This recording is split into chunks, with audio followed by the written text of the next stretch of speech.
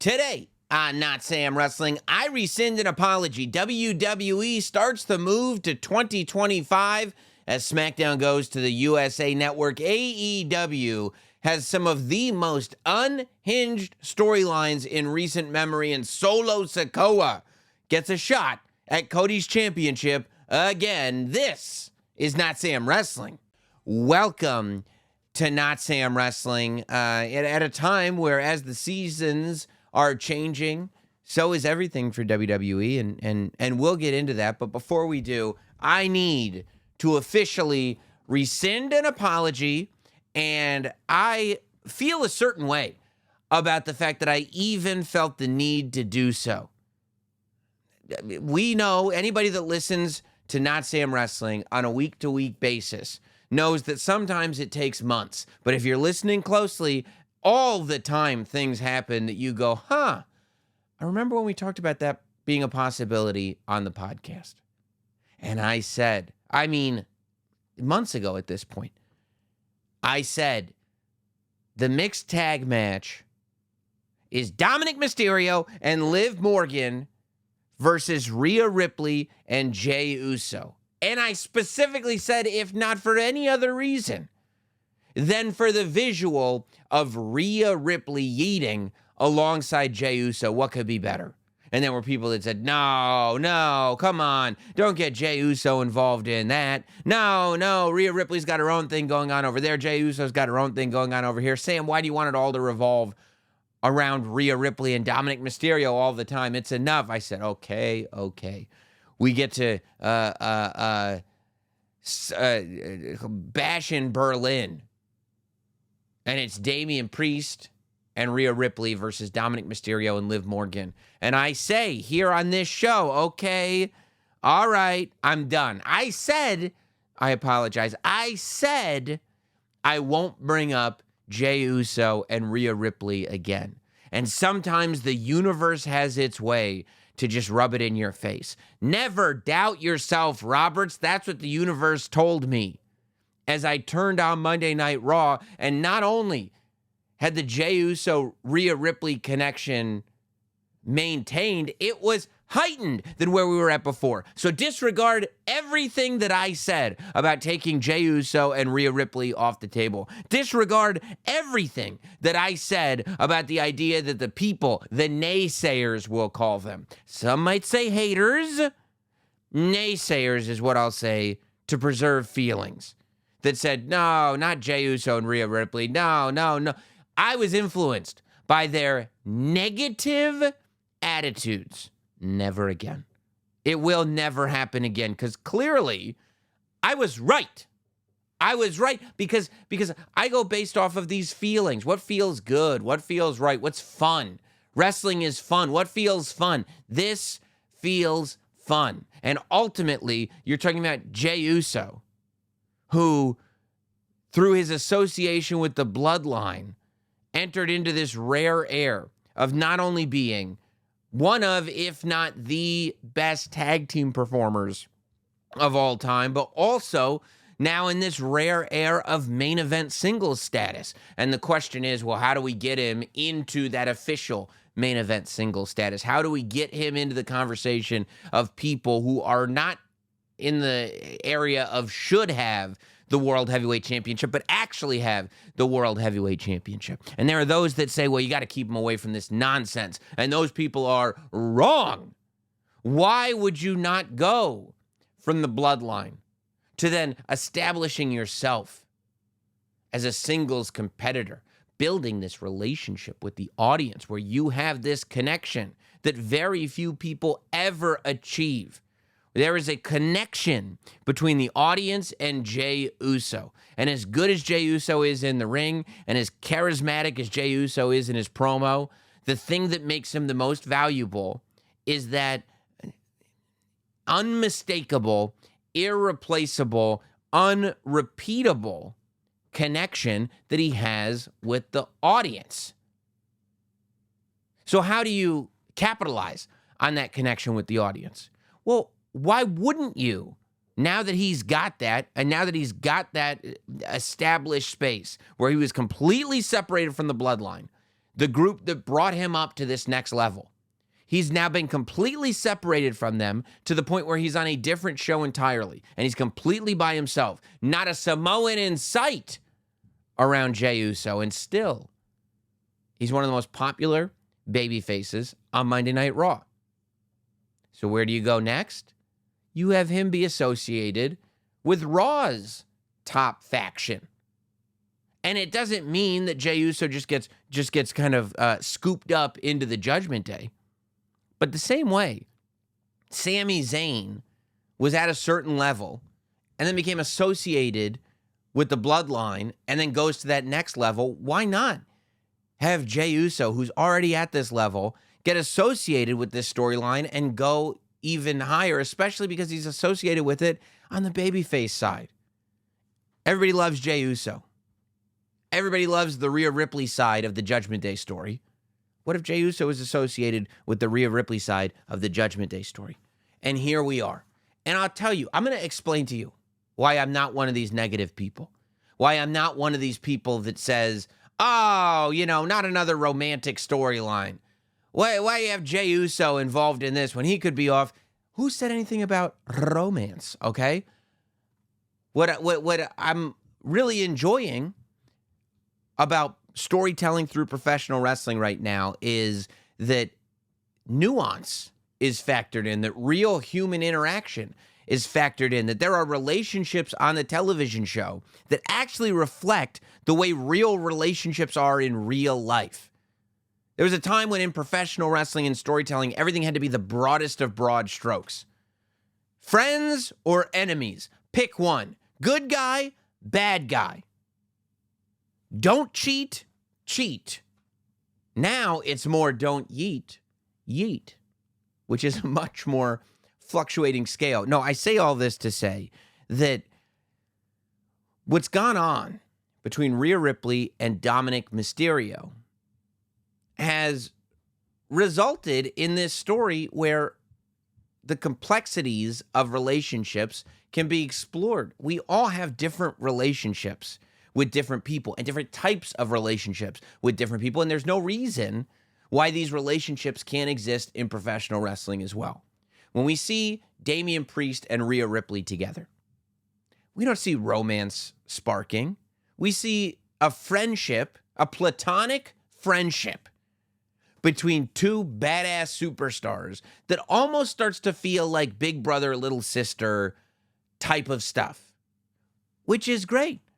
Because in the era that we live in, it is very possible for a man and a woman to platonically be close friends. Rhea Ripley's relationship with Damian Priest, platonic, almost sibling-like friendship. Rhea Ripley's relationship with Dominic Mysterio, a little bit more romantic, a little bit more we're dating, a little bit more odd couple romantic, but hey, if she's happy, we're all happy for her. Now it's over. More complexities. Dominic Mysterio is the ex. In comes Jey Uso. And immediately the people who are against this, they go like this. Well, why would Jey Uso and Rhea Ripley be involved in this romantic relationship? The relationship has not become romantic yet. Relationships are complex. There's romantic relationships. There's platonic relationships. And then there's this other type of friendship, right?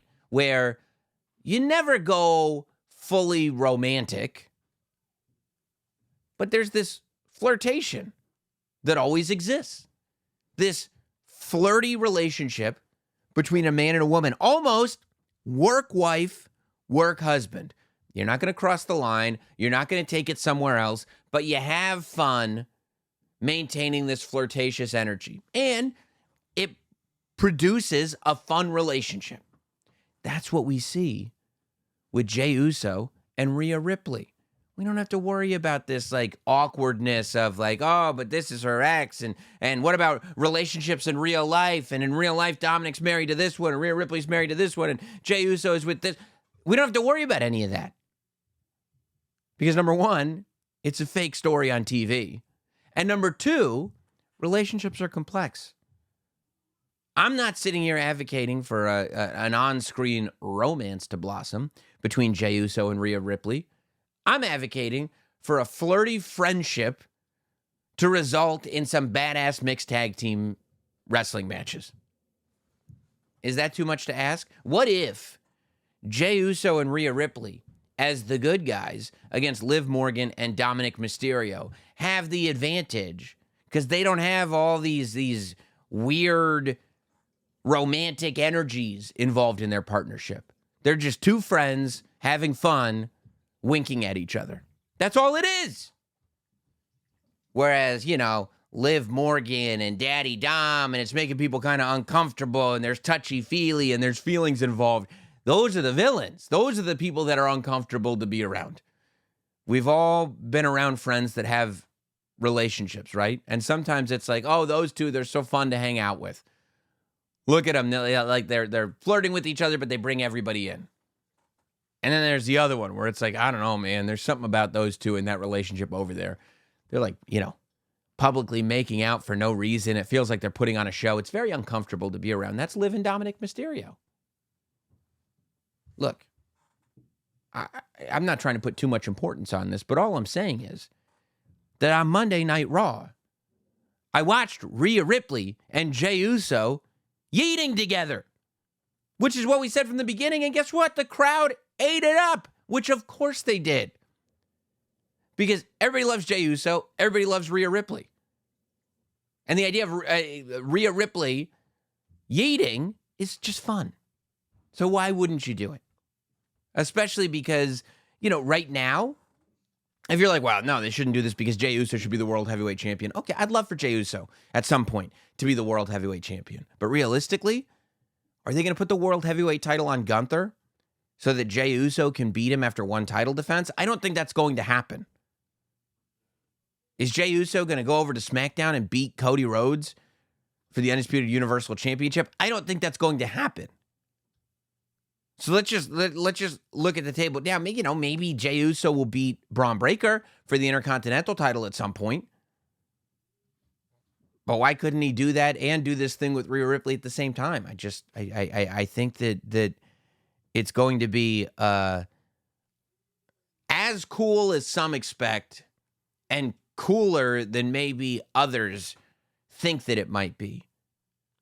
But instead of worrying about where it's going to go, what it's going to evolve into, what it's going to turn into, I have a little bit of advice for everybody when it comes to Jey and Rhea. And this is going to surprise you coming from me. Let him cook.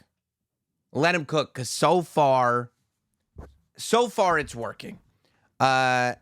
Next week, SmackDown moves back to the USA Network. Now, SmackDown is a very interesting WWE property because Monday Night Raw is very much, especially in the United States, or maybe primarily in the United States, associated with the USA Network.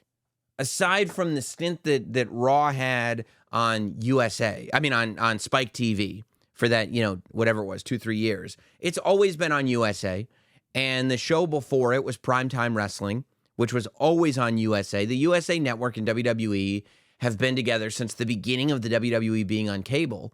And that Monday night time slot, again, aside from that little pocket where Spike TV jumped in, or TNN, or whatever it was called at that point, it's a USA show. So Raw going over to Netflix is a big deal because people grew up with Raw and the USA Network. SmackDown is different. And something that I think has always made SmackDown feel different from Raw is that SmackDown has moved to various different networks, which has given it almost more of a feeling of independence. Like it's its own property, unique from any network that it might be on. It started on UPN. Where did it go? UPN, USA, Fox. I might be missing one. Back to USA, but regardless, I don't think anybody attaches it to any specific home. However, I do think that the networks that it's on do create eras in SmackDown, and it causes us to look at SmackDown in a certain way. And I really think that the SmackDown on Fox era is something that we can analyze and break down, and we will be able to continue doing that for probably a long time to come. SmackDown on Fox was definitely an era that elevated SmackDown in a big way. SmackDown was treated as a much bigger show than it had been in the past, because I think that WWE was trying to take advantage of the fact that they had moved SmackDown onto a major network, that the same Fox that airs not only college football, but also the NFL, that the same Fox that is now right up there with NBC and ABC and CBS, that's going to be the home of WWE SmackDown, which is a big, big look for the WWE. And it was treated as such. It had the big red carpet premiere, the blue carpet premiere with celebrities coming out and athletes. It felt like there was always athletic integration happening on SmackDown, or at least the attempt. You remember at one point during the draft, it might have even been the first draft that SmackDown was on Fox, but the NFL robot that's on Fox was in the room for the draft. The NFL robot from Fox was one of the people drafting SmackDown. Like, there was that level of integration. I think, when you look at it, for me, I think that some of the more memorable things that happened are definitely the beginning of the SmackDown on Fox run is extremely memorable, both for good and bad reasons. I think the good, and something that everybody remembers, is Bayley turning heel, and they showed that on the montage of what WWE had done on Fox. But Bayley coming out, having that unforgettable moment where she rips down the wacky wobblers. She's got a shorter haircut, and now she's a villain. And it really introduced us to the character that to this day, Bayley is still a version of. She's much more similar to that Bayley than she is to the side ponytail NXT Bayley that had been a part of WWE for years before that. And then the negative side of that, and then everybody I think also remembers the opening to that first episode of SmackDown, which was The Rock coming out and surprising everybody. I believe he shared the ring with Becky Lynch. Big deal. I think everybody also remembers that first SmackDown on Fox was, of course, Kofi Kingston, who had held the WWE Championship since WrestleMania of that year. So that was October. So he won it in April, May, June, July. So he'd had it for 6 months or whatever he'd had it for. And Brock Lesnar challenged Kofi Kingston. And the dream that was created on the road to WrestleMania 35 that became Kofi Mania. And the dream that came true when Kofi Kingston beat Daniel Bryan and became the WWE champion at WrestleMania of all places. And the dream that became a reality when Kofi Kingston became the defending WWE champion on SmackDown was absolutely shattered and broken into a million pieces in a moment that many fans still to this day have not gotten over. A moment that I think there are some fans that still have a very difficult time talking about it today. If I said, hey, why don't you tell me about that first episode of SmackDown? I don't want to talk about it. I don't want to talk about that episode of SmackDown. Of course, I'm talking about Brock Lesnar coming in. And, I mean, you might as well have called Kofi Kingston Giovanni Vinci. Absolutely squashing Kofi, getting in the ring, F5, 30 seconds. Brock Lesnar beats Kofi, takes the WWE title away from him, and that's when Cain Velasquez makes an appearance. And we realize that now that SmackDown's on Fox, we've gone from this thing that all the WWE fans at the time loved, which was Kofi as champion, to scrap that. Let's get some mainstream publicity going and forget that Kofi Kingston was ever champion. As of this Friday night, Brock Lesnar versus Cain Velasquez for the WWE title is the direction we're going. And it's the direction they went in. I think that you can justify it because Brock is Brock. But to this day, I don't think that was a moment that needed to happen. I think you could have had a competitive match between Brock Lesnar and Kofi Kingston and gotten everybody over for it. It could have been competitive. It could have been something you built up. We don't live in the past, though, do we? Because SmackDown, to me, continued to evolve and continue to evolve. It became must-watch TV for sure, equal to Raw, if not in spots, better than Raw. And there was an era where it was clearly the show to watch. SmackDown was the first show, SmackDown on Fox was the first show that they did from the Performance Center in the pandemic era, which was the episode where they were just trying to figure it out. They had no idea they would be there for months. And so they had like Triple H and Michael Cole doing commentary together. At one point, Triple H was behind the camera, and it was a very fun episode. We didn't realize it was going to be as long as it was before we were able to have fans back in the building, and that it was going to be a real tough time. But that moment was a moment that I'll always remember. And then, of course, I think that what to me defines the Fox era of SmackDown is probably the last three and a half to 4 years of SmackDown on Fox, which is the Bloodline. The SmackDown on Fox era will always be the Bloodline era of SmackDown. And that's the era when SmackDown became the essential show to watch on WWE television.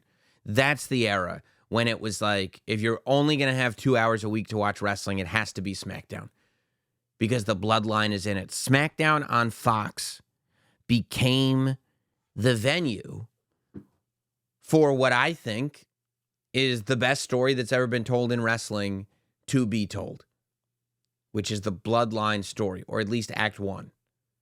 Book 1, I'll say. Book 1 of the Bloodline story. And I think that as the years go on, that's what we'll remember. What was going on SmackDown on Fox? Oh, that was Bloodline SmackDown. Okay, gotcha, I remember.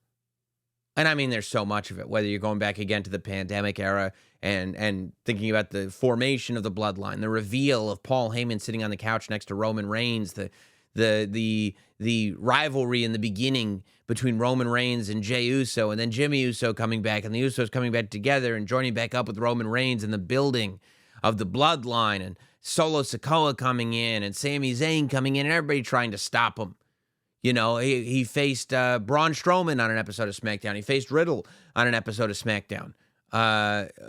So much with the Bloodline, and that's going to be its own podcast entirely. But definitely, to me, that is what I think of when I think of SmackDown on Fox. And SmackDown moves to USA this week. Now, this week is an important week, and the move of SmackDown to USA is incredibly important, not just singularly, not just because it's a new start for SmackDown, but because this is the beginning of WWE going into next year. This year was a hugely significant year for WWE. You know, and it all starts with that build up to WrestleMania 40 and having The Rock back while at the same time crowning Cody Rhodes is finally finishing the story. All of that is, to me, what this year is all about. And right now is when we start the road to next year, because this week we've got SmackDown moving to USA and a loaded show for that SmackDown, which we'll talk about momentarily.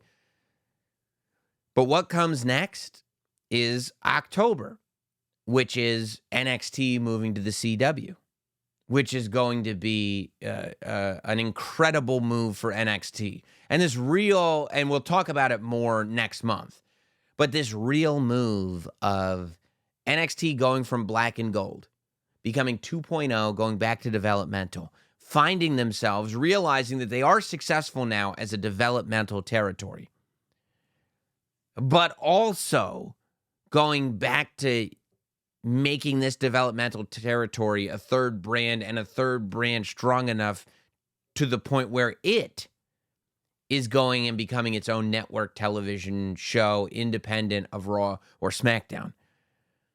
And then after the transition of NXT going to the CW is complete, right there on the horizon is January. And January is when Raw goes to Netflix. So this is really the beginning, and it still feels like it's a ways off, but this is the beginning. This is that snowball that's just starting to roll downhill, and I think it's going to pick up steam very, very fast. So what we've got for SmackDown this week, the premiere of SmackDown on the USA Network, is Solo Sikoa versus Cody Rhodes inside a steel cage. Now, logically, and I said this on the SmackDown Lowdown with Scott Stanford, Nick Aldis came in and he made this a steel cage match, okay? And Cody was smiling. Solo looked a little bit distraught. But the narrative was that this being a steel cage match acts in the favor of Cody Rhodes, right? Because the bloodline is going to be locked out of the ring. It's just going to be Solo and Cody, mano y mano. However, if you look at history, what happens when there's interference in matches? This whole year, right? Clearly, last year, bloodline interference cost Cody Rhodes his match with Roman Reigns at WrestleMania 39. But just logically, from a storyline perspective, Cody Rhodes has had 2 championship matches with a bloodline member this calendar year, 2024. The first was at WrestleMania. It was a bloodline rules match. There was a ton of bloodline interference. Cody Rhodes won the WWE Championship. The second one was at SummerSlam. It was a bloodline rules match. There was a ton of bloodline interference. Cody Rhodes retained the WWE Championship. So if I'm Cody Rhodes, even though on paper you would think I want to avoid interference at all costs, realistically speaking, every time there's bloodline interference in 2024, Cody Rhodes wins the match. So if you're telling me that a cage match that's going to stop bloodline interference is going to work in favor of Cody Rhodes, I would tell you that maybe that's what your heart says, but I'm playing Moneyball. That's not what the numbers say.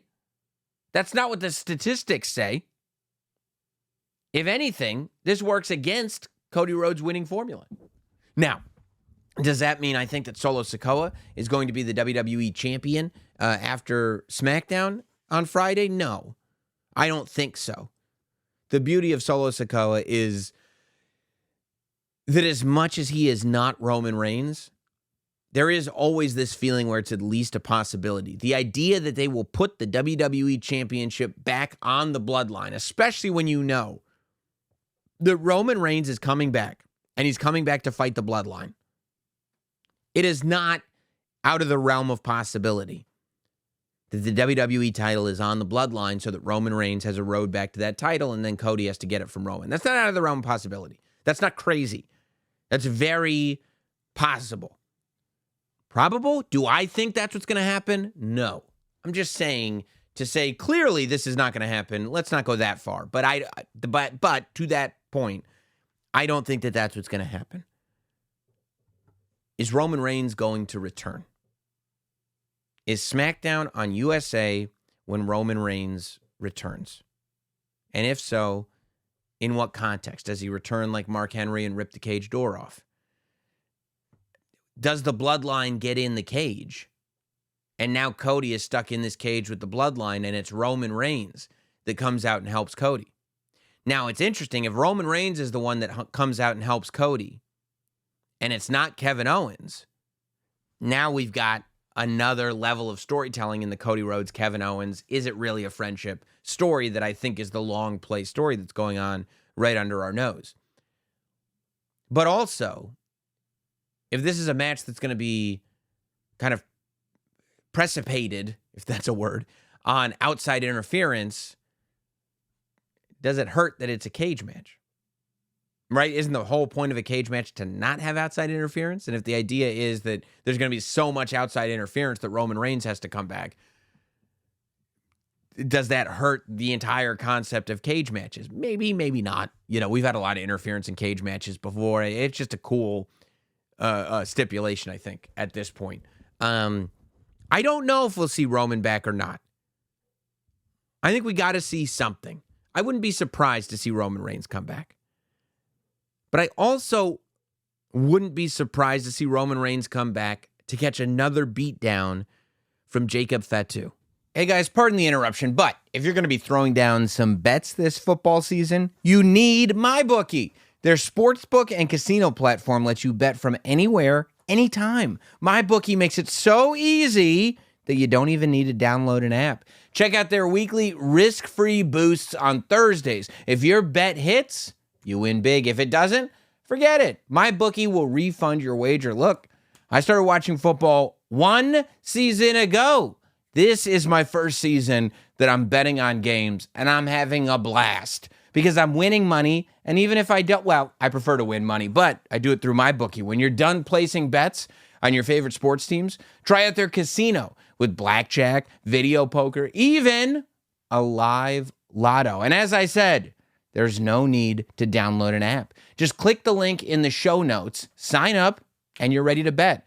Lock your futures in now while you're waiting for the season to really begin. And use promo code NOTSAM to claim a bonus up to $1,000 on that first deposit. That's NOTSAM to start the season off with house money. What could be better? Don't ever miss out on the action. Bet anything, anytime, anywhere. Only with MyBookie. Now, on SmackDown this week, Jacob Fatu's loyalty was not questioned once, but questioned or at least tested twice. Solo Sikoa got right in Jacob's face and questioned it twice. Cody Rhodes, at the beginning of SmackDown, offers Jacob Fatu a WWE Championship match. Jacob first steps up, and Solo Sikoa, all he has to do is look at him. And what does Jacob Fatu say? I love you, Solo. I acknowledge you. And he allows Solo Sikoa to be the one who has the match with Cody Rhodes. Cody was testing it, and Jacob Fatu's loyalty was exactly in the place that it needs to be. Later on in the evening, Jacob Fatu is the one that does the damage. Solo Sikoa wants the tag so that he may implant the Samoan spike and get the 1, 2, 3.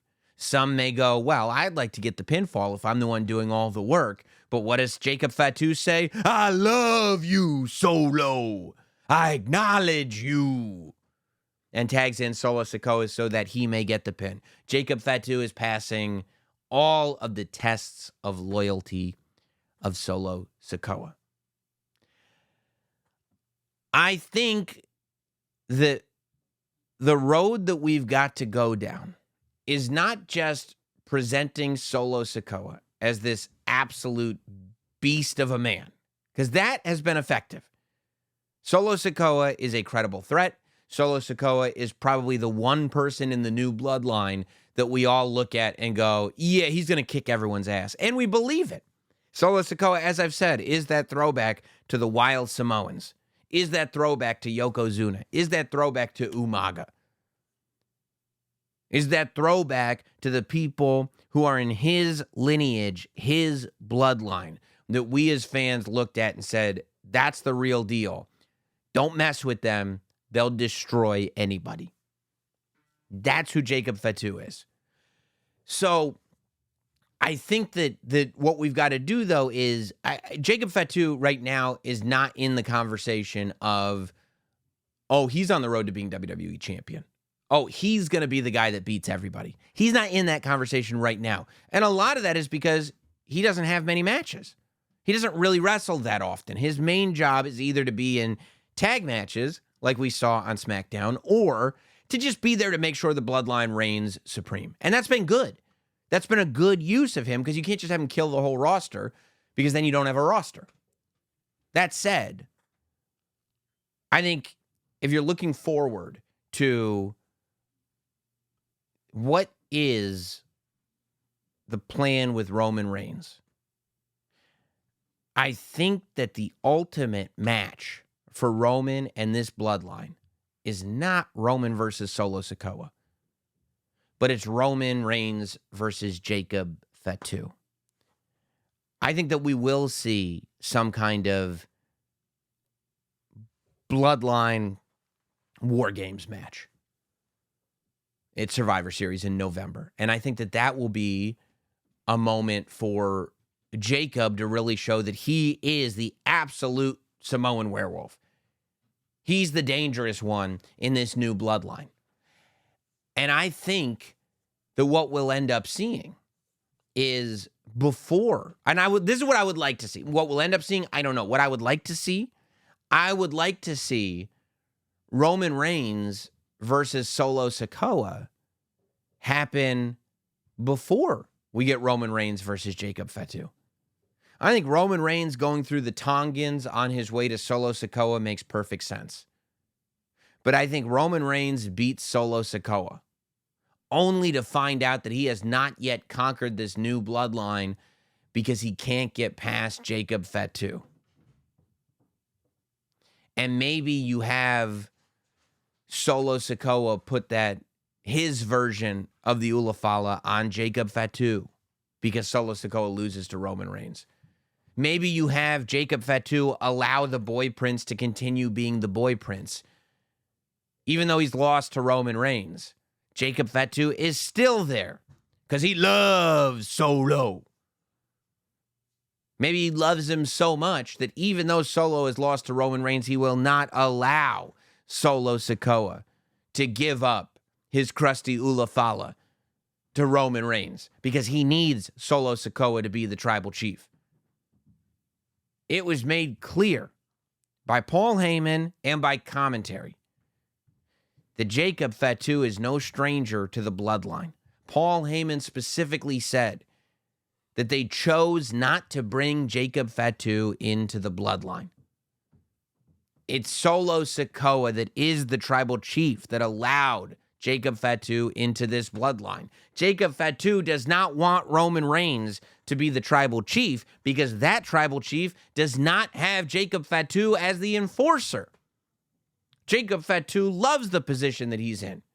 Jacob Fatu gets to be the enforcer of the bloodline. He gets to be on SmackDown. He gets to be one of the top athletes in the top professional wrestling organization in the world. Why? Because the tribal chief Solo Sikoa brought him in, even though the former tribal chief, the OTC Roman Reigns, didn't allow it to be so. So maybe Roman Reigns beats Solo Sikoa, and he thinks he's going to be the tribal chief. But Jacob Fatu won't allow it.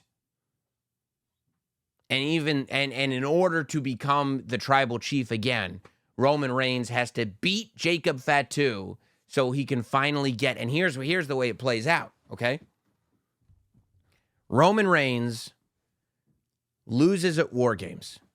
The new bloodline wins that one. Roman Reigns then goes on to beat Solo Sikoa.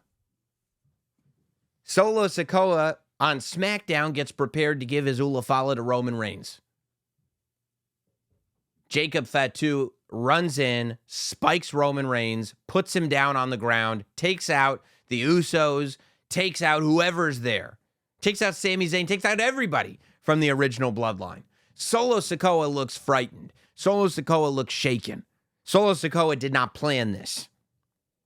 And now Jacob Fatu tells Solo Sikoa to put the Ulafala back on. Solo Sikoa is now the tribal chief because Jacob Fatu will not allow him to step down.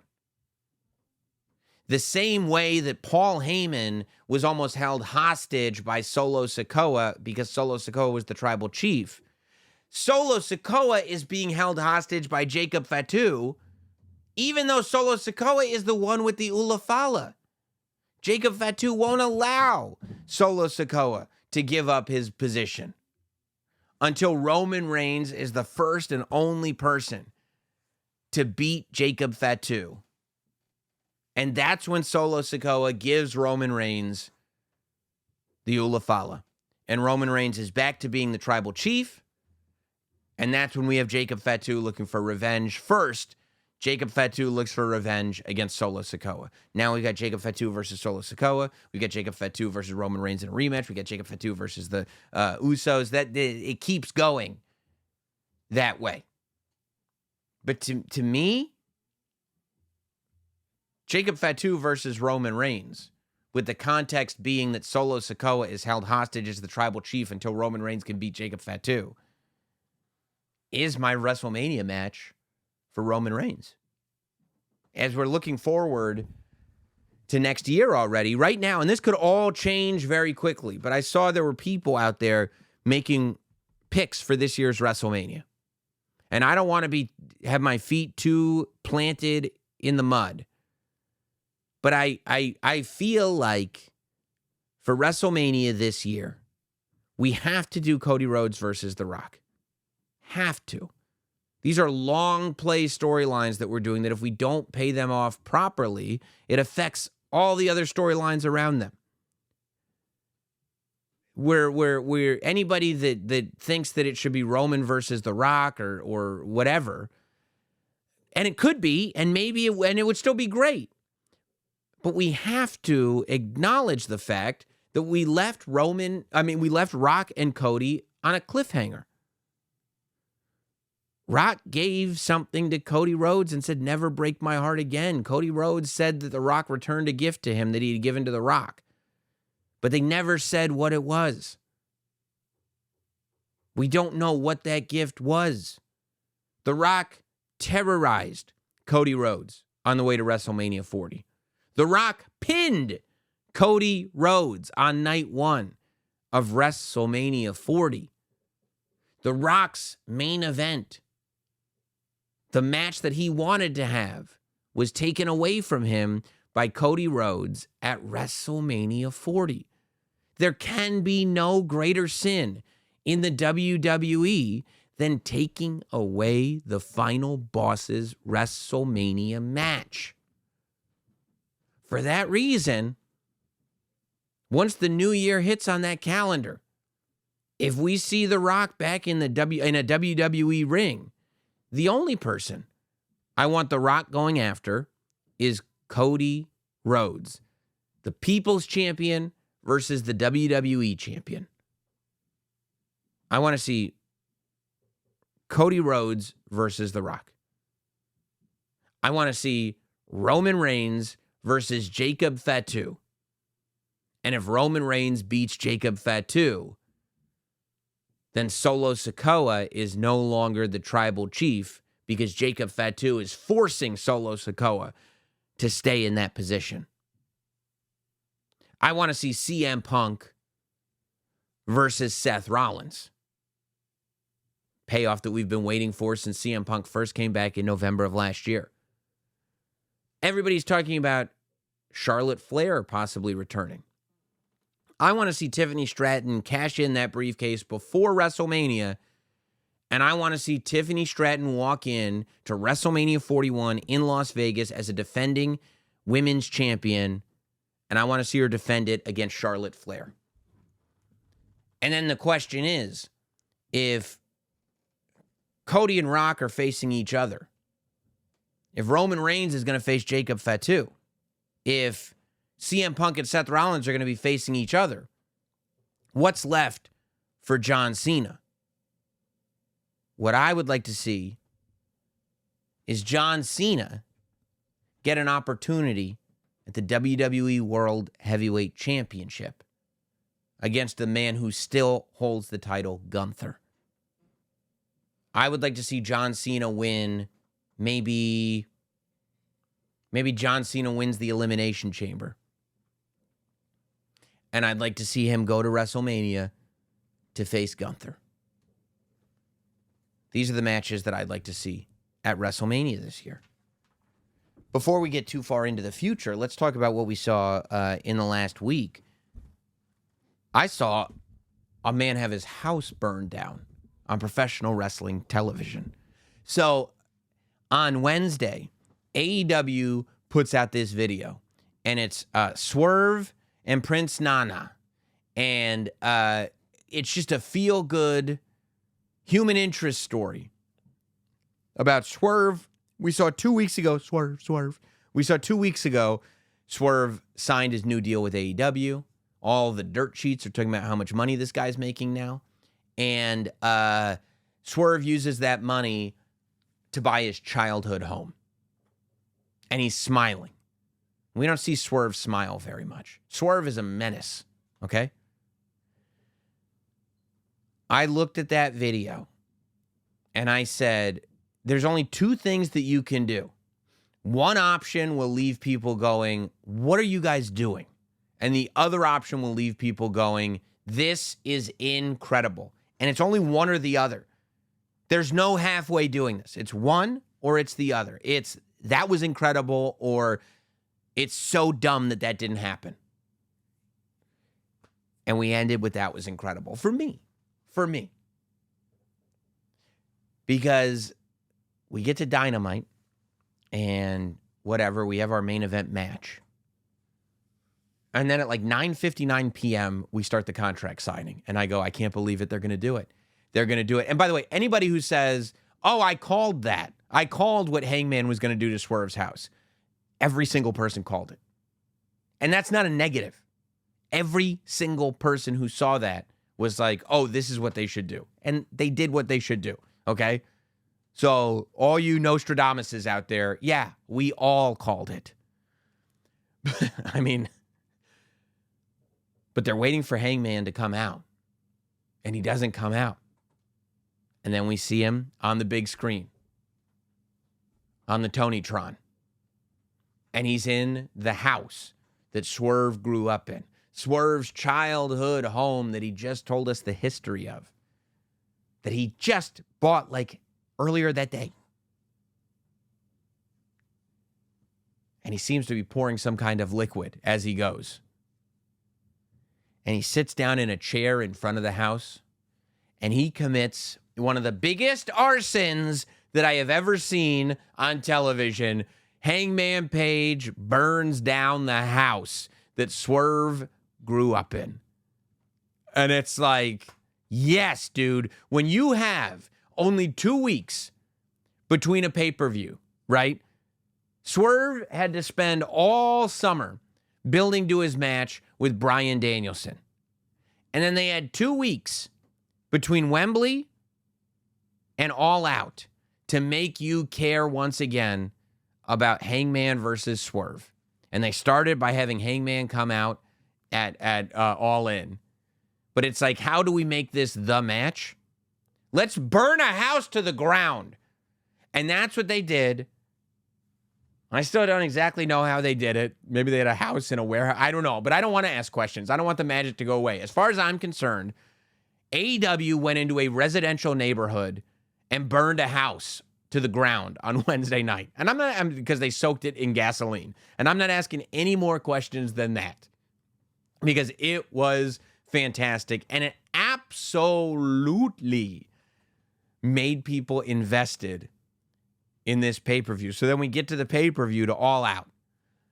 And it's Swerve versus Hangman Page in a lights-out, unsanctioned steel cage match. And now, this is a polarizing type of match, the same way that the other match, the death match that Swerve and Hangman had, was very, very polarizing. How do I feel about the Swerve Hangman cage match? I loved it. I live for stuff like this. I think that the idea of doing stuff like this in matches that is so visceral that it makes you react not on a level of I'm enjoying this performance, but it hits you right in the like, oh, as a human being, I hate that. I think when you have the right story around it, it's a good thing. I loved it. Would I show it to my wife? No. Would I even tell my son that it exists? No. If you're going to do something like this, you're going to cut off a big portion of your audience. But the audience that you don't cut off is going to absolutely love it. And if you want to make yourself an alternative product, this is something that the other guys aren't doing. So, and it has to be this, by the way. If you're going to convince me that Swerve and Hangman have this level of hatred toward each other, that Hangman burned down the house that Swerve grew up in and just purchased, the house full of his memories, Hangman burned it to the ground. Ain't no coming back from that.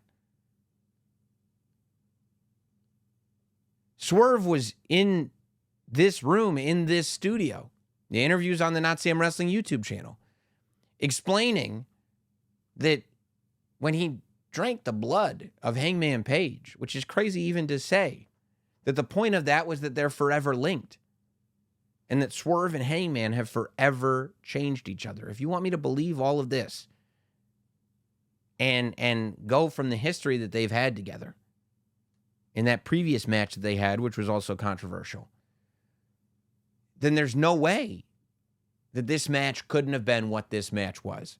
The things I don't like, I think there are ways to do this without steel chair shots to the head. Even when steel chair shots to the head are gimmicked, just the fact that we know how bad they are is enough just to say, let's just avoid it entirely. I don't like gimmicked headshots. I don't like non-gimmicked chair shots to the head. I don't like any of it. I think it's bad. I think it takes you out of the match because you know how dangerous it is and you kind of object to it happening to anybody that you like seeing perform, whether you cheer for them or boo them.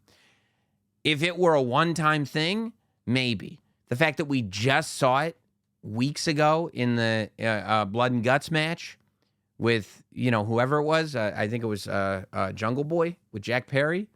We just saw it. You can't do it again and not have me personally go, yeah, it's not for me. I didn't like that, and I didn't love the knockout finish. Knockout has never been a finish in professional wrestling. If it's like non-sanctioned cage, there has to be a winner. It's always pinfall or submission for me. So those are the two things that I didn't love.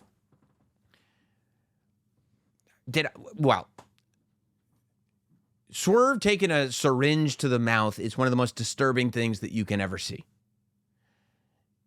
It's clearly not gimmicked. It's real life.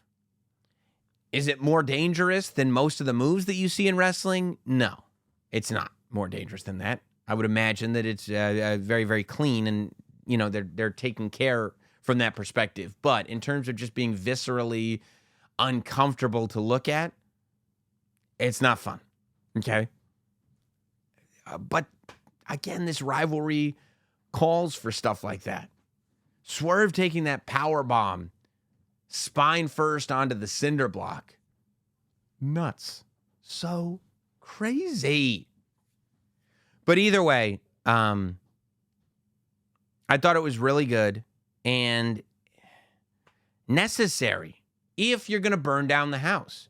And by the way, if you weren't going to burn down the house and you showed the video of him getting the house, it would have been just looked at as one of those it's a blunder. Now it's a blunder. And you don't want a blunder. I actually thought it was interesting with All Out because so you had 2 weeks to build a bunch of stuff, and some of the stories were built and some of it were just good matches. You had like Ospreay versus Pac was an incredible match. That's one you should go out of your way to watch. Chris Statlander versus Willow Nightingale was an incredible hardcore match, and you should go out of your way to watch. That's one of those street fights that like I would share with my family. Willow Nightingale versus Chris Statlander was a great story-driven street fight that I would tell my wife, like, hey, check that out. It was just a great match between these two athletes. The other one, the Swerve Hangman match, I go, that one was probably just for me, honey. But you also, I felt like what was interesting, and this is not something that AEW is necessarily known for, but I thought that they did very well, was this idea that you had matches that, even though you only had 2 weeks to build them, the story was months in the making. You had that with, a little bit with Pac and Ospreay, right? But really with Hangman and Swerve, where even though you were telling a different story up until 2 weeks ago, the Hangman and Swerve story was always there. And with Daniel Garcia and MJF. Daniel Garcia and MJF was one of these grudge matches that, again, I think I would share that with my family. It was a great match. It was a great story. People were cheering the good guy, booing the bad guy. And when Daniel Garcia showed up at All In, it wasn't like, oh, we're starting this new rivalry. We've got 2 weeks to build it for a pay-per-view match. It was like, this is the rivalry that spawned the Ospreay rivalry. So technically, this is the rivalry that started way back when. So that all counts still. And then you go into this match where MJF picks up the victory with the low blow. So he gets the win. He does it in an MJF way, but Daniel Garcia comes out standing tall. And with this question of, is MJF's style of wrestling, is MJF doing things the way that he does things going to turn Daniel Garcia into a total psychopath, which is very interesting, right? That MJF has this power where, yeah, you might beat me, but I'm going to change you forever. And then just as we were getting off, right, I was sitting there going like, okay, we're going to do Jack Perry versus Bryan Danielson, which would be a really good match, and then we'll get the arson revenge match. So there was arson, so we'll get the revenge for the arson after the world title match. I didn't realize that between the world title match and the arson revenge, there was going to be an attempted murder. I didn't know. And I thought to myself, it's going to be real tough for Swerve and Hangman to do an arson revenge match when there was just an attempted murder by plastic bag in the ring. I enjoyed it.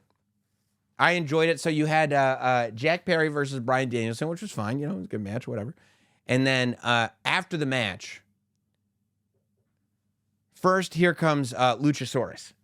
And Luchasaurus takes out Bryan Danielson, and then he stares at Jack Perry. And you have this interaction where you don't know. They're technically both heels. But now you've got both these guys that have been on such a journey since they were together as the Jurassic Express that you don't even contextualize them together anymore. But all of a sudden, it all comes back. And again, they're taking a note from the everything counts philosophy of storytelling, which is a good thing. So while those two are having their stare down, Christian's music hits, and he's got his contract that he won in the Casino Battle Royal or the Casino Gauntlet match at All In. And you're like, is Christian going to cash in on Daniel Bryan here or Bryan Danielson? Because if Christian beats Bryan Danielson for the world title, Bryan Danielson has to retire. And then here come the Blackpool Combat Club. So here comes Mox to block the ring. And you're like, oh, Mox likes Bryan Danielson. And then the rest of them come out. And there was some question as to whether Mox was even with the Blackpool Combat Club anymore. Because ever since Mox started hanging out with Marina Shafir and talking to Jack Perry like he was in prison, Mox has been on this whole other thing. And the Blackpool Combat Club have been over here. But just as that's happening, here comes Claudio. Here comes Wheeler Yuta. You know, here comes the even Pac. The bastard Pac is with them, who's with the trios champions with Yuta and Claudio. And they block Christian and Christian's family from entering the ring. Christian decides, you know what? I know when I'm licked, and they go back. That's when Mox gets in the ring. He hugs Bryan Danielson. They all embrace. Look at us, the Blackpool Combat Club. We're on top. And boom!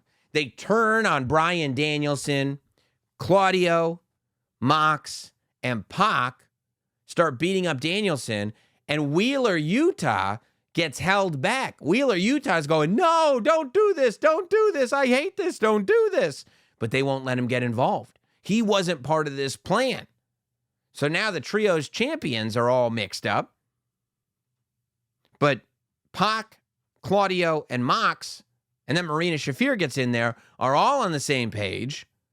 And that's when Mox decides to put a plastic bag over Bryan Danielson's head and try to suffocate him. Which, look, not something I've seen in wrestling before. It does kind of fit who Mox is. So it was a wild, wild scene. And I don't know, man. I think that AEW doing unhinged stuff is fun. Unhinged is good. So we'll see where it all leads. But if we've got a rivalry that is so intense that it starts with attempted murder and ends with Mox versus Bryan Danielson, and he says, not only do I want to end your career, I want to end your life, and we know that he's telling the truth because he tried to that one time, you could have something there. we got some unhinged stories going on over there. We had Giovanni Vinci making his debut on SmackDown, which I love. Giovanni Vinci coming in. He had all the pomp and circumstance, right? All the vignettes being played. We see him get out of the Mercedes. He's in his pre-match sweatsuit. Looks like it's Gucci. I don't think it was actually Gucci. It looked like it might be knockout Gucci, but it would look Gucci. It looked like it was from Gucci, which I love Gucci. And he comes to the ring, and Corey Graves is singing his praises, and then the referee rings the bell before he's got his Gucci jacket off, and Apollo Crews is ready to roll him up and pin him 1, 2, 3. I thought it was great. I thought it was fun. I thought it was funny. And I thought that here's what I would like to see happen. I would like for Giovanni to have this be a thing that he's got to overcome in the very beginning, because he can overcome it and he'll be fine. And I would like to see it be used as a little boost for Apollo Crews. Like maybe you have Giovanni Vinci versus Baron Corbin next week, and something similar happens where Giovanni Vinci is more concerned with whatever piece of luxury brand apparel he happens to be wearing. And then Baron Corbin comes and takes advantage of it, pins him 1, 2, 3 real quick. And now we use that momentum. We get away from Giovanni Vinci, and we propel Apollo Crews and Baron Corbin as a tag team with that. And then, Giovanni Vinci goes through whatever he has to go through before he can start winning some matches again. That's how I would take that. And I also, we were talking here on the pod about what could be next for Gunther. And, CM Punk's name came up last week, but as a question of, will it go, before we get another Drew Punk match, will we get a match between Gunther and Punk? And clearly no. We're going straight to Drew Punk 3, I would imagine. We did a whole emergency pod about CM Punk and Drew McIntyre. So if you haven't watched or listened to that, that's available both on the Notsam Wrestling audio feed and on the Notsam Wrestling YouTube channel. But it looks like we're going to get another Sami Zayn match, which I think is great. As far as a match for Gunther to have before he has another big, giant opponent. Like Randy Orton to me, giant opponent. CM Punk to me, giant opponent. So what are we doing before the next giant opponent? Sami Zayn? Perfect. Because Sami Zayn, more than just about anybody else on that roster, has the ability to make you believe. Sami Zayn is perfect, and he did it his entire Intercontinental title run, leading up to WrestleMania, coming off of WrestleMania, as the guy who you don't think can win, and maybe you don't think should win. But through his match, after the promos that he has done during, in the build-up to the match, once the match actually happens, the story that gets told in the match, you can't help but root for this guy by the time the end of the match comes. And I think that story will be able, it was told with Gunther on the way to WrestleMania. I think it could be told double on the way to wherever we get Gunther versus Sami for the World Heavyweight Championship. We can go back to the fact that Sami almost beat Roman Reigns in his hometown. We can go back to the fact that Sami's never been a world champion. He wants to be a world champion. Everybody thinks he should have been a world champion. And make you believe that it could happen, only for Gunther to absolutely spoil it, because that's what Gunther is so good at. Bringing you crashing back down into reality and spoiling dreams. I love Gunther, man. I love anybody that says Gunther is boring, by the way, is in the business of hot takes and not in the business of actually being a wrestling fan. I think, maybe I'm being a little gatekeepery there, but Gunther rules hard. Before we get to emails, as I said, we had that emergency pod last week. We have a couple of news and notes. Bret Hart coming to Monday Night Raw on Monday, which is going to be very, very exciting. Raw is going to be in Calgary, and Bret Hart will be there. I don't know if he'll be involved in a segment, or maybe this will be just like when Jesse Ventura stopped by. Jackie Redmond made the announcement on Twitter over the weekend. I hope he's involved in a segment. I'd like to see him and Gunther do something together, I think. Gunther coming in and not taking Bret seriously would be the thing. And then Sami coming in and making the save for Bret Hart there in Canada, I think would be a good move. That's probably the way I would do it. So that's what I'd like to see. The trailer dropped for the Vince McMahon docuseries that's coming to Netflix later this month. It looks like they're tackling everything, man. It looks like they're tackling everything, including the stuff that you would think, if there is stuff that you would think that they would not be allowed to talk about. Not only does it appear that it's going to be talked about, they talked about it in the trailer. So I'm very anxious to see how this story is told in the docuseries, and I think it's going to be very, very fascinating and watched by a lot of people. And then speaking of watched by a lot of people as well, Hulk Hogan was on Logan Paul's Impulsive podcast, and he said a lot of, speaking of unhinged, pretty wild stuff on that pod. But for the purpose of our show, okay, because you can look up all the nutso things that he said on that podcast. But for the purpose of Notsam Wrestling, Hulk Hogan's fantasy booking stinks. Hulk Hogan said that to Logan Paul's face, the only move to make with you is to make you a baby face. And I'm just spitballing here, but what if Roman Reigns comes back, gets beat down by the bloodline, and then you come and save him? If Hulk Hogan had the pencil, he's advocating that Logan Paul and Roman Reigns take on the new bloodline. Sounds like an email that would be sent to this podcast. Speaking of the emails, let's get to them. NotSamWrestling@gmail.com is our email address. It's NotSamWrestling@gmail.com. Love hearing from all of you, especially when you remind me of stuff I wanted to talk about that I didn't get to talk about. But for whatever reason, you want to have a conversation, you think I should be hitting on something, NotSamWrestling@gmail.com is our email address. Jake writes in, what's the haps, Sam? What's the haps, Jake? Just wanted to know if you could ever see CM Punk starting another faction in the WWE, perhaps something along the lines of what the original plans were for The Shield. Since he's so involved these days with NXT, let me know your thoughts. Thanks, Jake. I mean, I'm not saying that it couldn't happen. Who knows? I mean, CM Punk may be in WWE for a very long time and things may change. I don't see CM Punk being a villain anytime soon. People like CM Punk too much. And I feel like most of the factions that he would start would be as a villain. It's tough for someone like CM Punk to start a faction. They tried to have Edge start a faction called the Judgment Day. It did not work when Edge was the leader of that faction. People want to cheer for Edge. People want to cheer for CM Punk. Plus, CM Punk is kind of like this guy who, like, you want to cheer for, but also is supposed to be kind of counter everything. I could see him teaming up with people, but I'm personally not hungry for a CM Punk faction, CM Punk-led faction right now. I'm not saying never, but right now, not something that I'm hungry for. Avik writes in, what's the haps from London? I was at a wrestling rave in London this weekend, and I have to admit it was pretty epic. It sounds epic. I met Joe Hendry, and I believe he was so over, and the queue for his picture was long. I bet. Q is British for line. Question is, how and when do you think would be the right time to debut him on the main roster? Maybe Royal Rumble is entry number 1. And by the way, thanks for the shirt. It's great quality. Well, thanks for picking it up. I know it's great quality because the margins are razor thin. Joe Hendry being in the Royal Rumble, I think would be a good thing. Number 1, no. Number 4, yes. Number 6, yes. I think Joe Hendry being in the Rumble in that, first 7 or so people would be good. Number 1, no. You know, number 1 and number 2, you want it to be its own thing. But once we get to like number 3, number 4, number 5, have him come out for his moment. Because that's what it would be, a moment. So I mean, I don't know that leads to a big main roster career. He's still signed with TNA.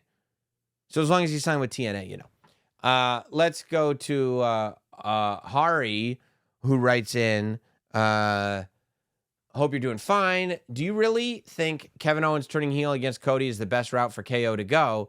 I feel he shouldn't turn on Cody. Clearly, I do. I did a whole podcast about it. Can you imagine if I did a whole podcast about it and it took one email asking, do you really think that's the best idea? And I was like, oh, no, I don't think so. It would really question the integrity of this podcast if I said at this point I didn't think it was a good idea. I feel it would ruin all the great character development he has had over the past 2 to 3 years. In these years, he has acknowledged his past multiple times and talked about how he has changed. If we turn this person back to who he was, wouldn't that destroy his entire character arc and bring us back to square one. If he turns heel again, I want it to be like Drew, kind of taking months and months where he is really forced to be a bad guy, even if he doesn't like it. That's what we're seeing, dude.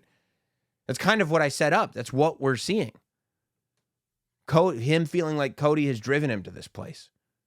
I mean, I feel like last week, I set up the scenario that we're giving you.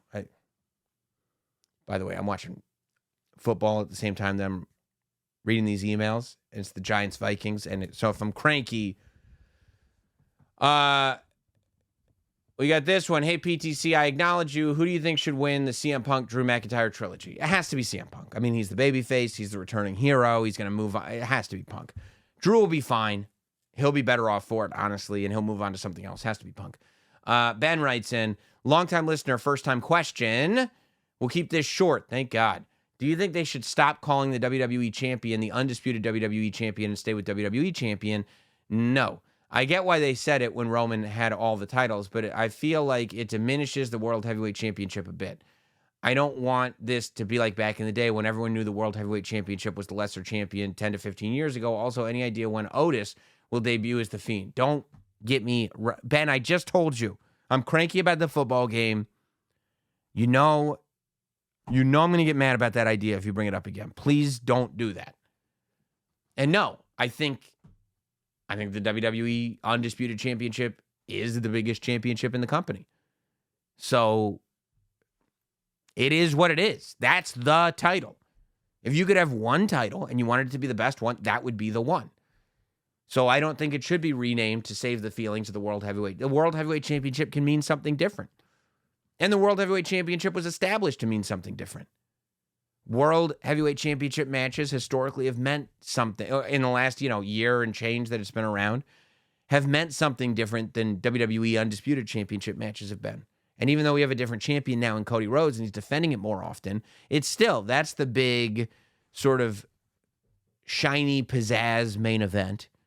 And the World Heavyweight Championship is that wrestling match for the title. And I think it's been that way with Seth, with Priest, with Gunther.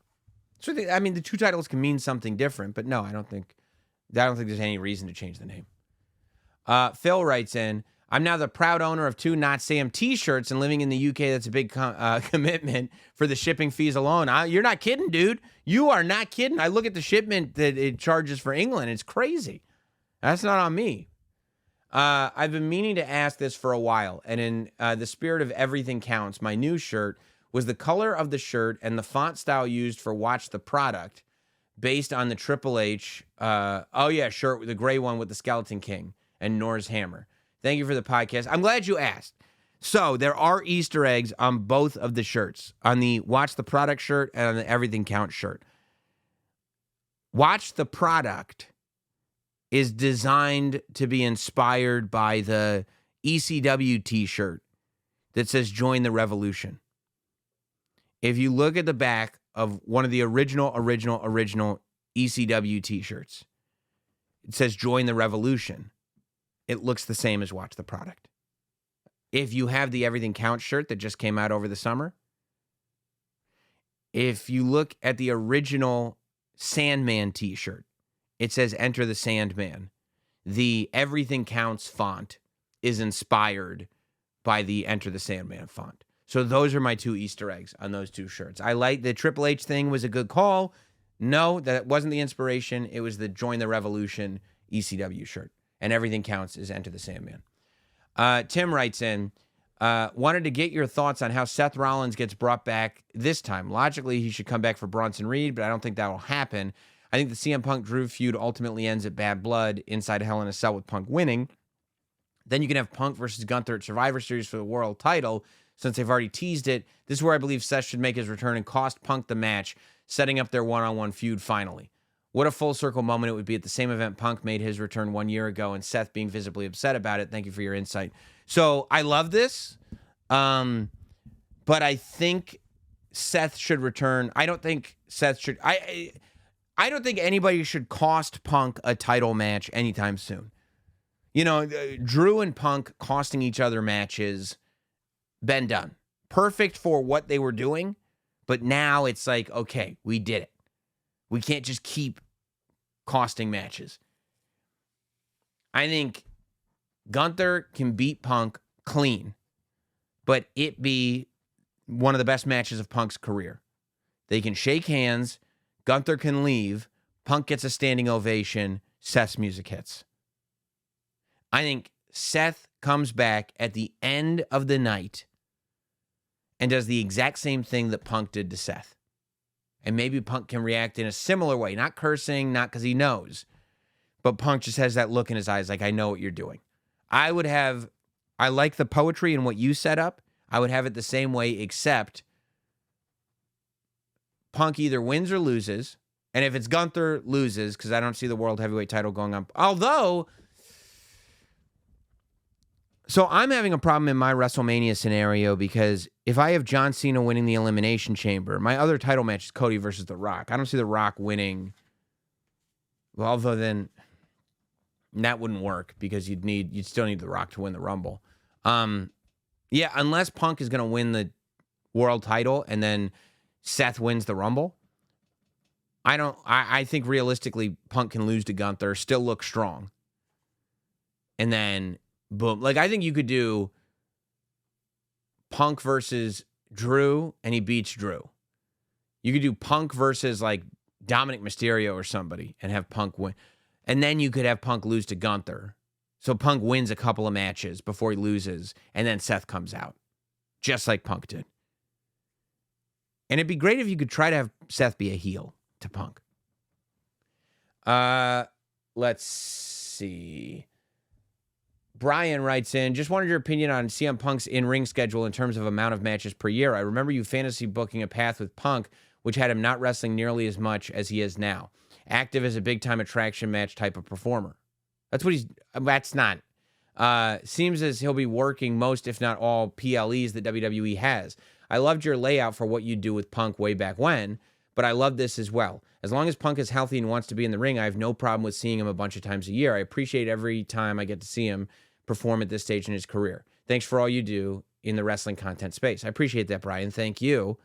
Good email. And no, so it's not so much about Punk should wrestle seldom.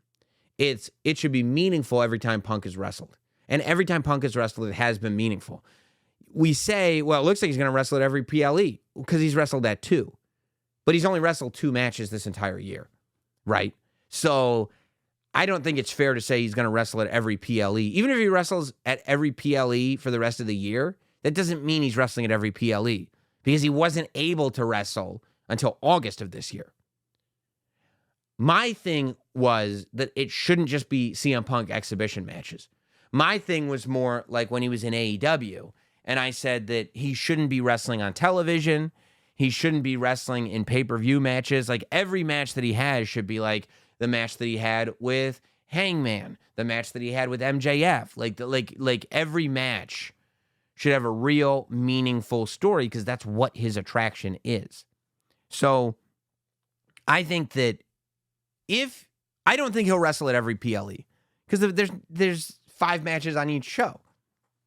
I don't think he should wrestle on TV unless there's a real reason for it. And I think that as long as every PLE match he has a real reason and compelling story, I think we're okay. You know, I'm not so caught up in exactly because I'd love to see 1,000 CM Punk matches a year. I love CM Punk. I just want to make sure they all have stories. That's all.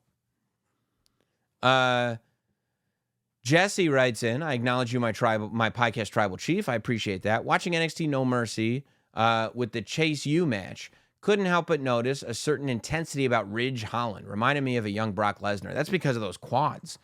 Ridge Holland has those Brock Lesnar legs. That's what reminds you of Brock, and that big, meaty barrel chest. Do you think there's room for another dominant beast like Persona? Perhaps a mouthpiece would do him very well. Well, love the podcast. It helps me get through. I appreciate you, sir. No, I think I appreciate that, by the way. I think Ridge Holland and Brock Lesnar are 2 completely different people. I think Ridge Holland is definitely a beast. I think Ridge Holland is definitely somebody you can build up to be a scary guy. But like Brock was not only this like monster of a man, but he had this like inhuman, and still has this like inhuman level of athleticism and this insane level of explosiveness that makes it different. Like that's why Ridge Holland and Braun Breaker, for example, are two different beasts. Because Braun Breaker is a big guy, yeah, but like his explosiveness is what makes him different. And Brock is the same way. So I do think you can make Ridge Holland more of a beast. But I don't think, I think comparing him to Brock Lesnar is not fair to Ridge. Lloyd writes in, greetings to the OPTC. I got it. From across the pond in the south of England. This is a two-parter, but I'll keep it short. I think Joe Tessitore did an excellent job at his first Raw. I agree.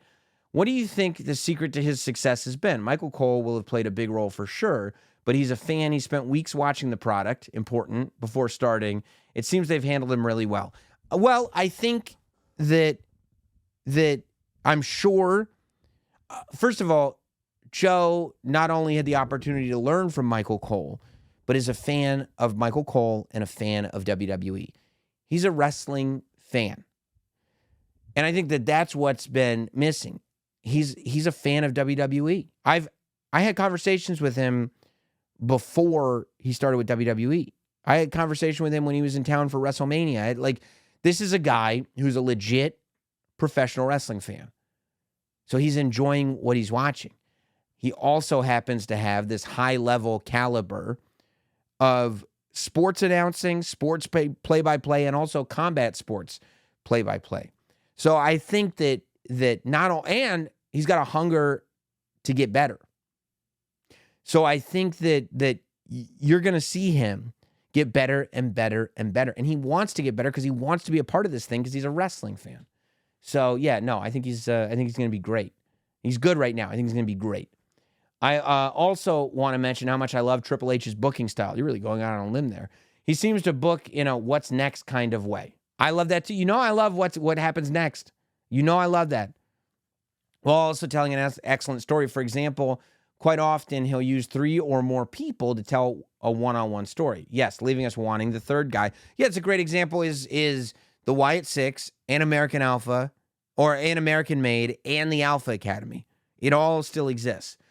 We all left SummerSlam wanting to see Drew versus Seth again, even though it's a match and a feud we've seen plenty of times. And of course, the Braun Breaker, Ricochet, Ilya Dragunov was another great example. Thoughts? Yeah, I think I just gave you my thoughts. But yeah, great stuff.